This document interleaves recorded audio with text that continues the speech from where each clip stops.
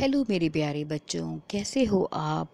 I hope आप अच्छे से अपनी पढ़ाई को जारी रख रहे होंगे। तो आज हम कर रहे हैं हमारी क्लास 7 का chapter number 5 acids bases and salts. ये इस चैप्टर का पार्ट 2 है। वीडियो का पार्ट 1 आपको मेरे चैनल की प्लेलिस्ट में या फिर चैनल के वीडियोस की लिस्ट में आसानी से मिल जाएगा। तो चलिए, अभी तक हम लोग कर चुके हैं इसमें कि एसिड्स क्या होते हैं या एसिडिक जो चीज़ें हैं वो क्या होती हैं, फिर बेसिस क्या होते हैं, इसके अलावा इंडिकेटर्स क्या होते हैं। ये हम अभी तक बहुत आसानी से कर चुके हैं।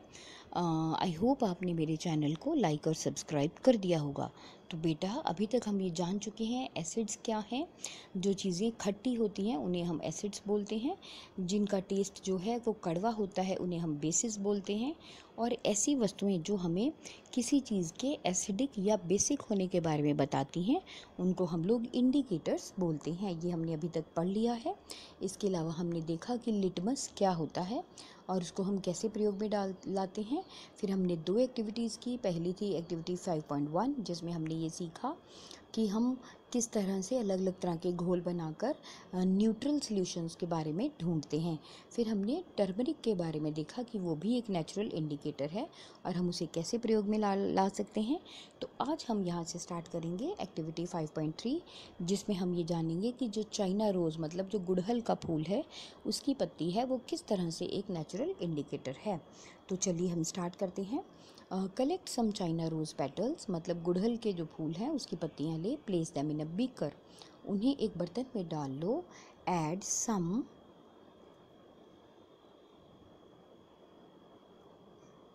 वार्म वाटर, अब उन्हें बीकर में डालकर उसमें कुछ गर्म पानी डालें। Keep the mixture for some time, अब इस घोल को थोड़े समय के लिए रखें। Till the water becomes coloured, जब तक कि जो पानी है वो रंगीला नहीं हो जाता। Use the coloured water as an indicator, अब ये जो आपका रंगीन पानी है आप इसे इंडिकेटर के तौर पे यूज़ करें। Add few drops of the indicator to each of the solutions in the figure in the table 5.4।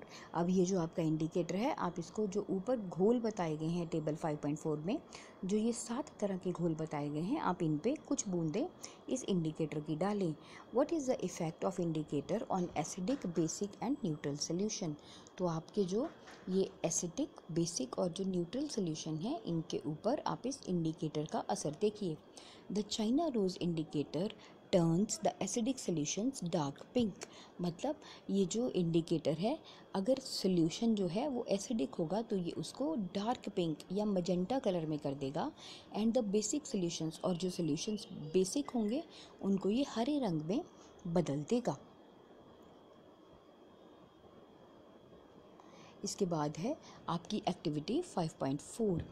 The teacher is requested to get the following dilute chemicals from school laboratory और from the nearby school, मतलब यहाँ पे जो teacher है उन्हें ये लेकर आना है hydrochloric acid, sulphuric acid, nitric acid, acidic acid, sodium hydroxide, ammonium hydroxide and calcium hydroxide.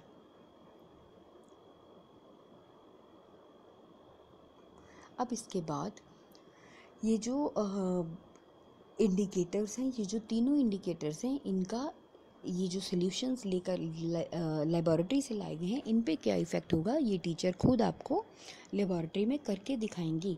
तो सबसे पहले हमारे पास है एक ब्लू वाला बॉक्स है, ये देखिए आपको क्या पढ़ाना चाहते हैं। Are you familiar with the term of acid rain, मतलब क्या आपने कभी एसिड रेन के बारे में पढ़ा है। Have you ever heard about damaging effect of acid rain, क्या आपने कभी जो ये जो एसिड रेन होती है उसके बुरे प्रभावों के बारे में पढ़ा है। As the name indicates the rain contain excess of acids is called acid rain, जैसा कि इसके नाम से ही पता लगता है कि वो बारिश, ऐसी वाली बारिश जिसमें बहुत ज़्यादा एसिड होते हैं उसको एसिड रेन कहा जाता है। Where do these acids come from, तो ये जो एसिड्स हैं बारिश में कहाँ से आते हैं। The rain becomes acidic because of carbon dioxide, sulphur dioxide and nitrogen dioxide, ये जो बारिश होती है ये एसिडिक होती है किन कारणों से, कार्बन डाइऑक्साइड, सल्फर डाइऑक्साइड या नाइट्रोजन डाइऑक्साइड की वजह से, which are released into air as air pollutants. और ये बारिश में कहाँ से होते ज़्यादा जाते हैं, जब बारिश में जो हमारी हवा है, जब उसमें ये पोल्यूटेंट्स मीन्स हवा को गंदी करने वाली गैसेस जो हैं बहुत ज़्यादा मात्रा में भर जाती हैं। They dissolve in the rain drops, और वे ये हमारे वातावरण में ऊपर जाकर जो बारिश के बूंदें हैं ये उसमें मिक्स हो जाती हैं टू फॉर्म, और क्या बनाती हैं, ये बनाती हैं carbonic acid, sulphuric acid and nitric acid. ये तीनों तरह के एसिड्स बनाती हैं। The acid rain can cause damage to buildings. ये जो एसिड रेन है इसकी वजह से हमारी जो बिल्डिंग्स हैं उनको भी नुकसान होता है।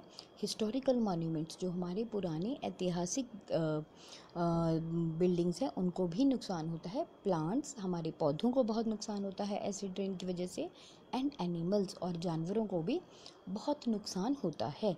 तो व्हाट इज़ एसिड रेन, ये एक शॉर्ट क्वेश्चन के रूप में आ सकता है। अब हम आते हैं हमारे topic neutralisation. We have learned that acids turn blue litmus red and bases turns red litmus blue. तो हमने अभी तक ये जाना कि जो एसिड्स होते हैं वो ब्लू लिटमस पेपर को लाल रंग में बदल देते हैं, और जो बेसिस होते हैं वो रेड लिटमस पेपर को ब्लू में बदल देते हैं। Let us see what happens when an acid is mix with a base. तो चलिए अब हम जानते हैं जब एक एसिड को एक बेस के साथ मिक्स किया जाता है तो क्या होता है। We are not going to use an indicator you have not used so far. We are going to use an indicator you have not used so far. It is called phenolphthalein। मतलब हम एक ऐसा indicator use करेंगे जिसको अभी तक आपने use नहीं किया, इसको phenolphthalein बोलते हैं। तो ध्यान से देखिए आपकी activity 5.5, to be demonstrated by the teacher in the class. तो ये एक्टिविटी भी आप टीचर के साथ ही करोगे क्लास में। Fill 1/4 of the test tube with dilute hydrochloric acid. तो जो आपकी टेस्ट ट्यूब है उसका 1/4 हिस्सा हाइड्रोक्लोरिक एसिड से भरो। Note down its colour. अब इसका कलर देखो। Now note down the colour of phenolphthalein solution. इसके अलावा आप जो आपके पास ये फिनॉल्फिथिल का सोल्यूशन है इसका भी आप रंग नोट करें। Add 2-3 drops of the indicator to the acid. तो ये जो फिनॉल्फिथिल सोल्यूशन है इसके आप 2-3 ड्रॉप्स अपने हाइड्रोक्लोरिक एसिड में डालें। Now shake the test tube gently. अब आपकी जो टेस्ट ट्यूब है आप उसे थोड़ा सा हिलाएं। Do you observe any change in the colour of acid. तो आपको जो एसिड है उसके रंग में कुछ बदलाव दिखा। Add to the acidic solution a drop of sodium hydroxide solution by dropper। अब जो आपका एसिडिक सोल्यूशन है इसके बीच में आप सोडियम हाइड्रोक्साइड थोड़ा सा मिलाएं। Stir the tube gently. तो जो आपकी ट्यूब है आप उसे आसानी से मिक्स करें। Is there any change in the colour of solution. क्या जो ये मिक्सचर बना है इसमें कोई चेंज है। Continue adding the sodium hydroxide drop by drop while stirring till the pink colour just appears. और आप तब तक इस मिक्सचर में सोडियम हाइड्रोक्साइड डालते जाएं और हिलाते जाएं जब तक कि जो आपका ये मिक्सचर है ये गुलाबी रंग का ना हो जाए। Now add 1 more drop of dilute hydrochloric acid. अब इसके बीच में आप एक और बूंद हाइड्रोक्लोरिक एसिड मिक्स करें। What do you observe. तो आप क्या देखोगे। The solution again becomes colourless. जो सोल्यूशन है वो वापस बिना रंग का हो जाएगा। Now add 1 more drop of sodium hydroxide solution. अब आप इसमें फिर सोडियम हाइड्रोक्साइड सोल्यूशन डालें। Is there any change in colour. क्या उसका रंग में बदलाव है।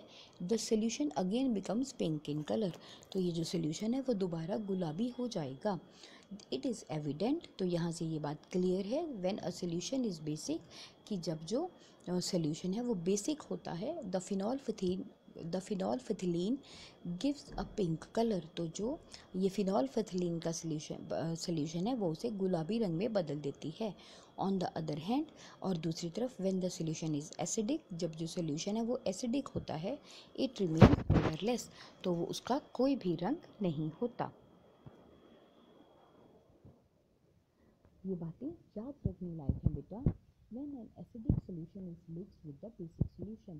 तो जब भी हम किसी एसिडिक सोल्यूशन को बेसिक के साथ ऐड करेंगे, both the solutions neutralise the effect of each other.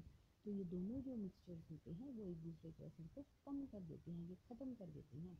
When an acidic solution and a basic solution are mixed in suitable amount, both the acidic nature of acid and the basic nature of the base are destroyed. मतलब जब हम जो acid solution होता है और जो base solution होता है दोनों को एक खास मात्रा में मिलाते हैं तो दोनों के जो स्वभाव होते हैं, दोनों के जो गुण होते हैं वो खत्म हो जाते हैं।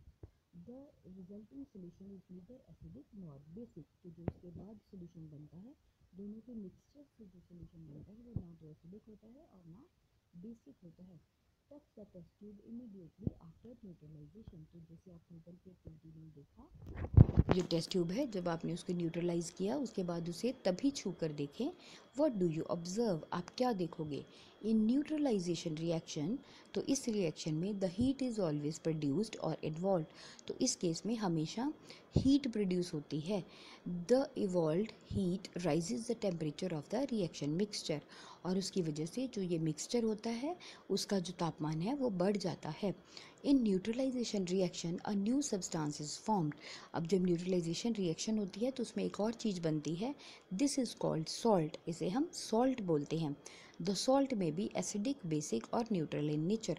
और ये जो सॉल्ट होता है ये एसिडिक भी हो सकता है, ये बेसिक भी हो सकता है, ये न्यूट्रलाइज भी हो सकता है। This neutralisation can be defined as follows.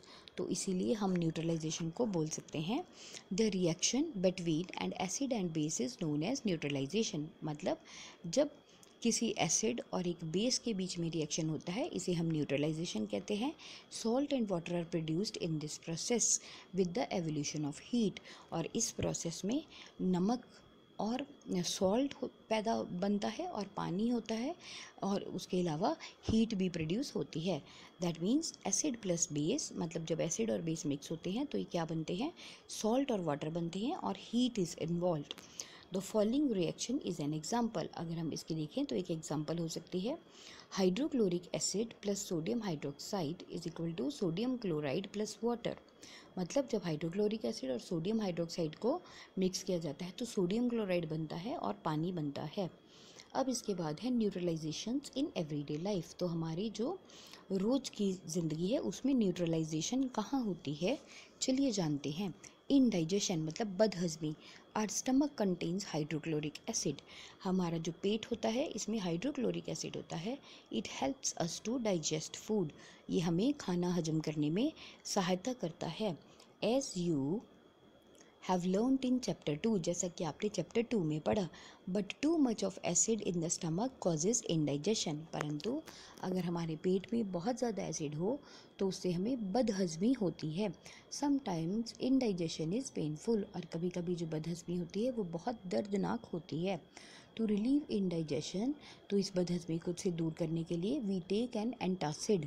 और उसके लिए हम एक एंटासिड मतलब एसिड को कम करने वाली चीज़ लेते हैं, such as milk of magnesia, जैसे कि मिल्क ऑफ मैग्नीशिया हुआ, विच कंटेन्स मैग्नीशियम हाइड्रोक्साइड। इसमें कि मैग्नीशियम हाइड्रोक्साइड होता है। It न्यूट्रलाइजेज the effect of excessive acids. और इसकी वजह से जो पेट में ज़्यादा एसिड होता है उसके असर को ये कम कर देता है या ख़त्म कर देता है। आंट बाइट, इसके अलावा कीड़ी का काटना। व्हेन एन आंट बाइट्स, जब भी एक छोटी सी कीड़ी हमें काटती है, it injects the acidic liquid. और ये एक लिक्विड जो है वो हमारी बॉडी में छोड़ देती है इनटू द स्किन। हमारी स्किन में एक लिक्विड छोड़ देती है जिसे कि फॉर्मिक एसिड कहते हैं। The effect of the acid can be neutralised bye rubbing moist baking soda. और ये जो एसिड होता है इसके इफ़ेक्ट को हम कर सकते हैं बेकिंग सोडा, मतलब जो बेकिंग सोडा होता है उसको थोड़ा सा मॉइस्ट करके थोड़ा गीले हाथों में लगाकर हम उसको रगड़ कर ख़त्म कर सकते हैं। और कैलामाइन सोल्यूशन या फिर कैलामाइन सोल्यूशन भी डाल सकते हैं, विच कंटेन्स जिंक कार्बोनेट, जिसके बीच में कि जिंक कार्बोनेट होता है। सॉइल ट्रीटमेंट, इसके अलावा सॉइल का जब हम हमारी मिट्टी का जब हम ट्रीटमेंट करते हैं, excessive use of chemical fertilisers make the soil acidic. जब हम हमारी मिट्टी में हमारी खेतों में बहुत ज़्यादा केमिकल फर्टिलाइज़र्स प्रयोग करते हैं तो उसकी वजह से जो मिट्टी है वो एसिडिक हो जाती है। Plants do not grow well when the soil is either too acidic or too basic. मतलब जो मिट्टी होती है अगर वो बहुत ज़्यादा एसिडिक हो या बहुत ज़्यादा बेसिक हो तो उसमें अच्छे से पौधे नहीं उगते। When the soil is too acidic it is treated with the basic like quick lime. जब जो मिट्टी होती है वो बहुत ज़्यादा एसिडिक हो जाती है तो इसमें हम बेसिस डालते हैं। कैसे? जैसे कि क्विक लाइम चूना हुआ, कैल्शियम ऑक्साइड और शेक्ड लाइम या फिर स्लेक्ड लाइम प्रयोग में लाते हैं। If the soil is basic, अगर दूसरी तरफ जो मिट्टी है वो बेसिक हो जाती है तो organic matter is added to it, तो उसमें हम गले सड़े पदार्थ डालते हैं। Organic matter releases acids. ये जो ऑर्गेनिक मैटर होता है इससे अलग अलग एसिड्स निकलते हैं which neutralizes the basic nature of the soil.